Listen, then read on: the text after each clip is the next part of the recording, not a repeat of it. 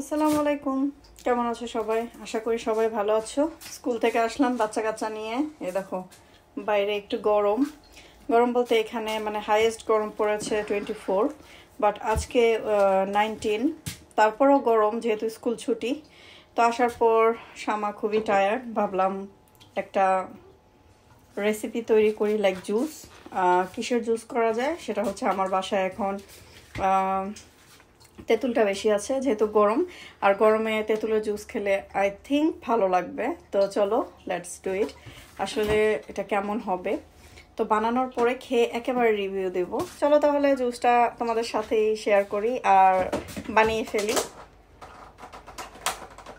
এখানে আমি ব্যবহার করেছি আজকে TRS এর এই তেঁতুলটা তোমরা যারা ইউকেতে আছো তারা পাবে টার্কিশ, ইন্ডিয়ান, পাকিস্তানি যে কোনো শপে।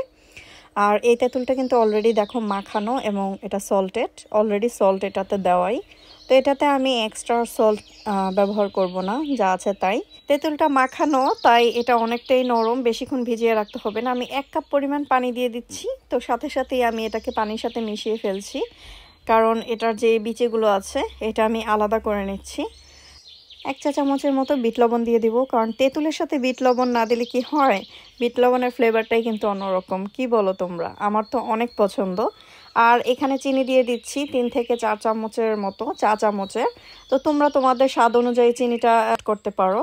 আর এখানে হাফ টি স্পুন দিয়ে দিলাম ভাজা ধনে গুঁড়ো, হাফ টি স্পুন দিয়ে দিলাম ভাজা জিরে গুঁড়ো।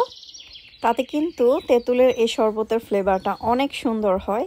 আর এই তো তেঁতুলটা আমি একটা কিছুতে ছেঁকে নিলাম, খুব ভালো করে এটাকে ছেঁকে নিচ্ছি।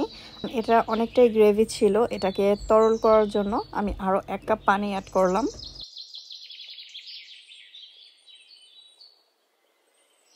একটু ভালো করে নেড়ে নিচ্ছি যেন সবগুলো উপকরণ একসাথে খুব ভালোভাবে মিশে যায়।